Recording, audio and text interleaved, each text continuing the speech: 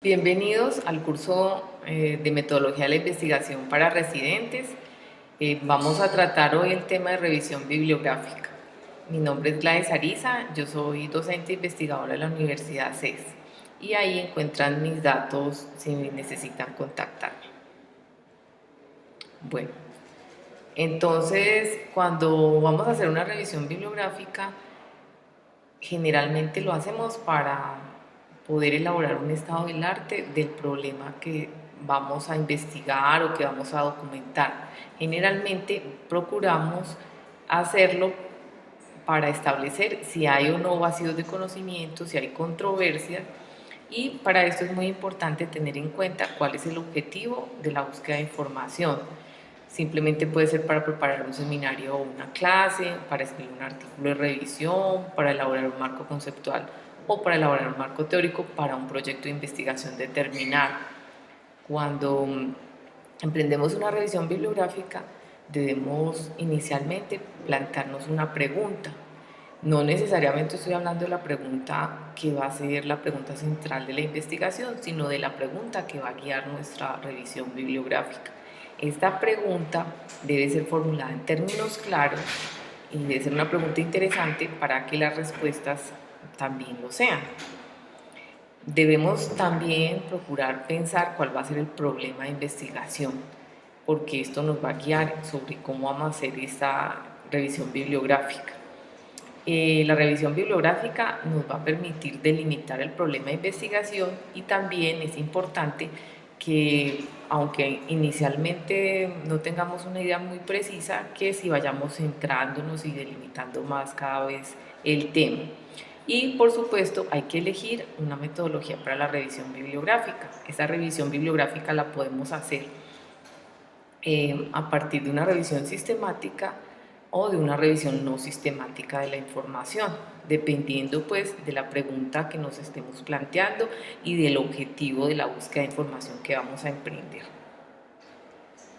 Bueno, entonces, según la medicina basada en la evidencia, entonces para escribir un artículo de revisión, por ejemplo, nosotros podemos hacer una revisión sistemática o evaluativa o una revisión narrativa o clínica.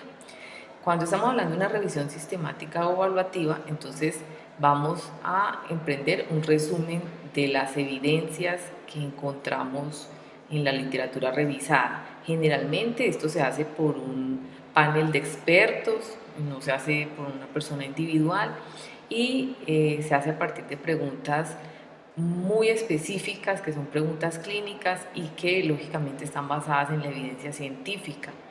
Estas revisiones sistemáticas, como su nombre lo dice, se hacen de forma sistematizada y de forma exhaustiva. Entonces nosotros vamos a identificar una serie de estudios con unos criterios muy definidos, vamos a leer estos estudios, analizarlos, evaluarlos y sintetizarlos. Una de las principales características que diferencia la revisión sistemática de la revisión no sistemática es que vamos en el diseño metodológico a emplear métodos estadísticos muy definidos como el metaanálisis, ¿cierto? Recuerden que el metaanálisis es una investigación original, aunque sus unidades de análisis son estudios previos, pero se considera pues un proyecto de investigación. Entonces a veces hay personas que confunden las revisiones sistemáticas con los metaanálisis. Los metaanálisis son un tipo de revisión sistemática, hay otros tipos de revisión sistemática de acuerdo al diseño metodológico que empleemos. Y de una revisión sistemática pues siempre estamos procurando unas conclusiones que son las que van a guiar pues la medicina basada en la evidencia o pueden guiar la elaboración de guías clínicas, de protocolos de manejo. Las revisiones narrativas o clínicas pues también se emprenden como un resumen, ¿cierto? También pueden ser emprendidas por un panel de expertos, responden a unas preguntas, pero se centran más en casos clínicos combinados con revisión bibliográfica y no tienen un diseño metodológico tan detallado como la revisión sistemática. No quiere decir que no sean útiles o que no las podamos emplear en casos dados, No siempre que vamos a hacer una revisión tenemos que hacer una revisión sistemática. En muchos casos podemos hacer una revisión no sistemática, podemos emplear lo que se llama literatura gris, literatura que todavía no ha sido publicada, y eso también nos va a ser de mucha utilidad. Bueno, entonces cuando vamos a emprender una revisión bibliográfica, como primera medida, como ya lo dijimos, vamos a definir unos objetivos, ¿cierto? De acuerdo al propósito que nos hemos planteado. Como vamos a establecer un estado del arte, entonces vamos a tratar de conocer lo que ya se sabe sobre el tema a indagar. Y después de hacer esa revisión, vamos a poder destacar o priorizar ciertos aspectos del tema. Y puede que, por ejemplo, redefinamos la pregunta de la investigación, que redefinamos el problema de investigación. Vamos a poder tender puentes con otras áreas del conocimiento, porque recuerden que hoy en día el conocimiento tiene múltiples lazos, es muy complejo, entonces el enfoque disciplinar o unidisciplinar está perdiendo cada vez más vigencia y estamos pasando a los campos interdisciplinares e incluso estamos pensando en la transdisciplinaridad del conocimiento. Entonces, una vez hecho esto, pues vamos a tener también que definir qué tipo de búsqueda vamos a hacer, como lo vimos en la diapositiva anterior, si va a ser una revisión sistemática o una no sistemática.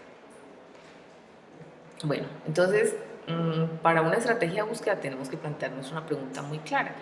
Aquí les traemos un ejemplo. ¿Qué factores son relevantes en la patogenia de los trastornos del sueño en mujeres adultas? Entonces, a partir de esta pregunta, vamos a definir unos términos de búsqueda.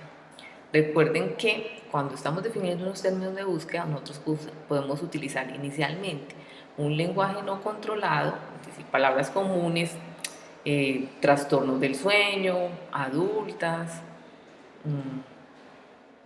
patogenia, pero también podemos emplear unos términos MESH, o sea, el Medical Subhindice, o de unos métodos de los descriptores de ciencias de la salud, de las bases de datos, pues, que utilizan descriptores en español.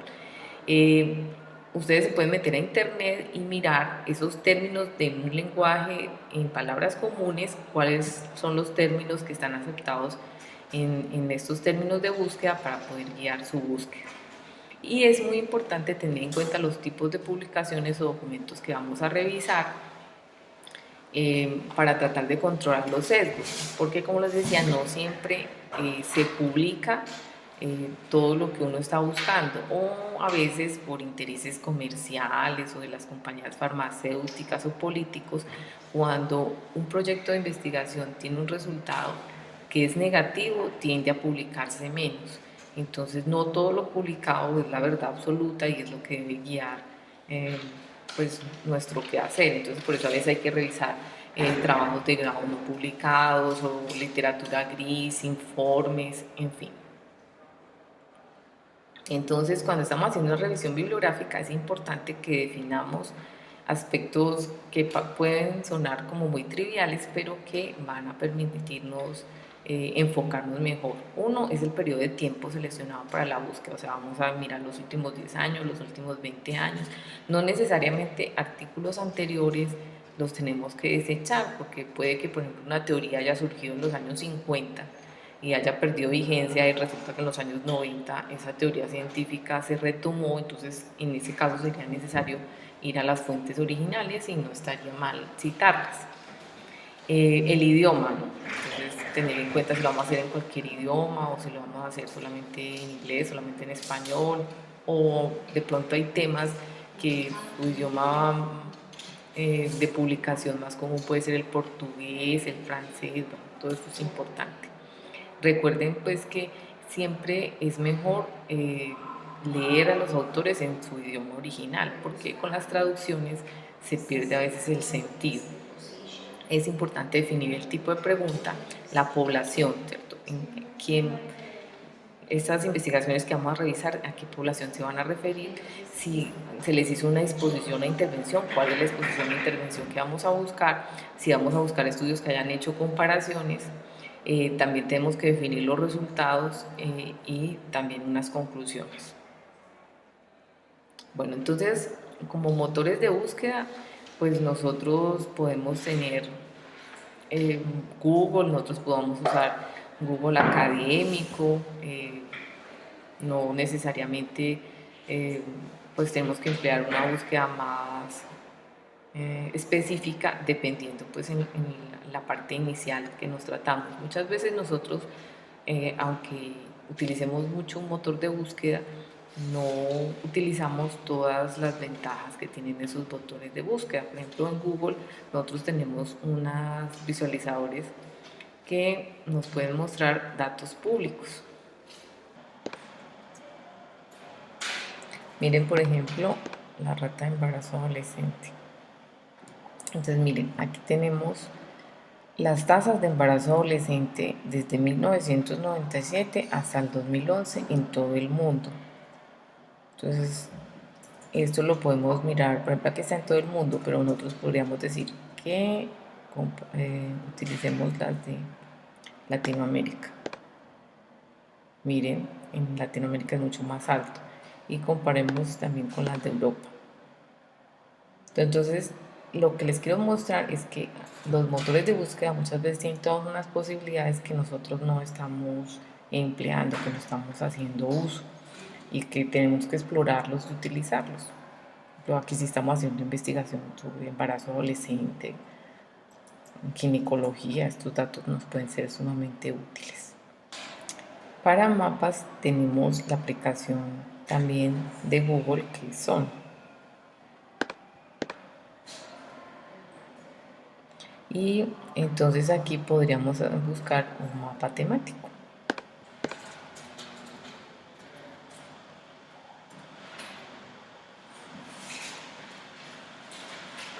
Por ejemplo, acá tenemos un mapa del Producto Interno Bruto en los diferentes países.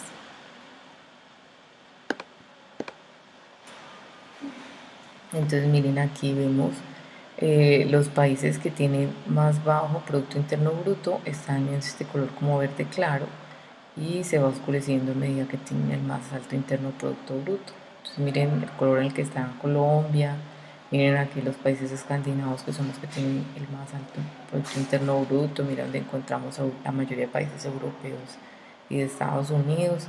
Pero estos datos también los vamos a buscar para diversos indicadores de salud, que nos sean útiles, ¿no? Bueno, entonces, eso en cuanto a los motores de búsqueda.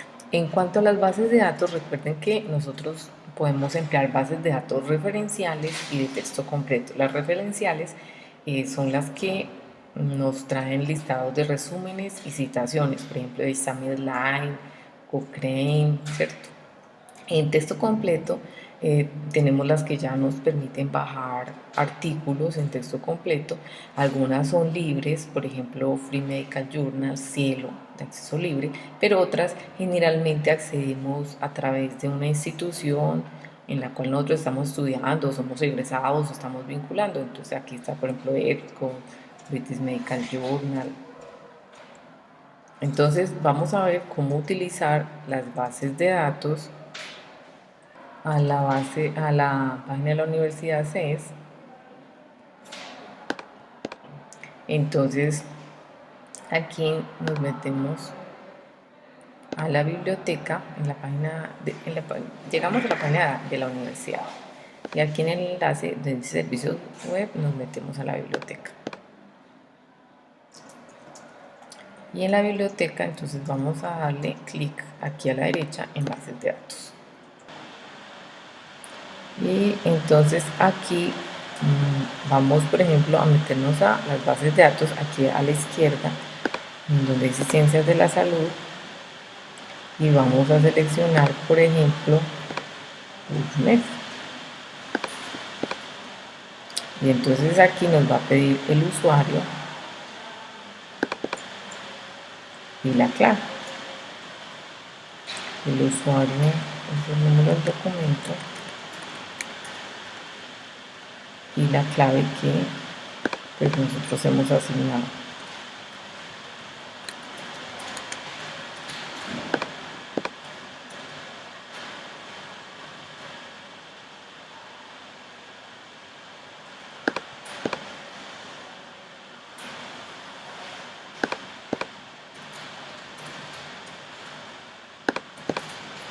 Bueno, entonces aquí ya cuando estamos en PubMed, entonces siempre es mejor que nosotros busquemos de la forma avanzada.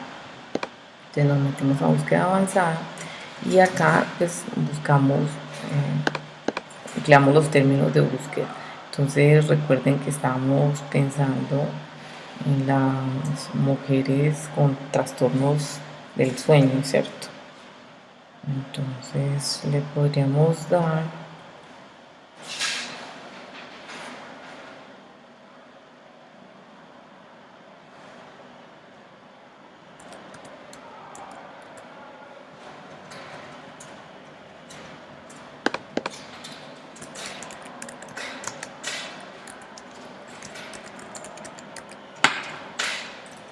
y le buscamos. Y entonces aquí nos van a salir una serie de resultados que ya nosotros podemos empezar a filtrar de acuerdo a los títulos, de acuerdo a mirar a ver cuáles. Hay unos que nos van a salir como en texto completo y otros que de pronto no.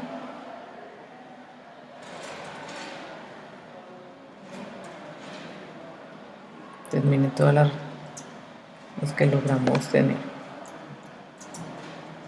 Encontramos 6 que son de texto completo. Pero por ejemplo metámonos a este.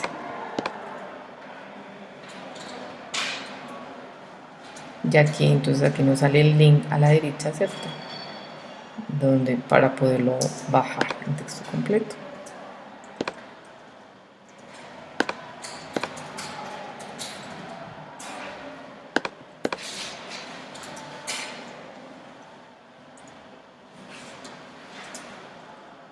Y aquí ella nos redirecciona a EBSCO y aquí a la izquierda lo bajamos en texto completo.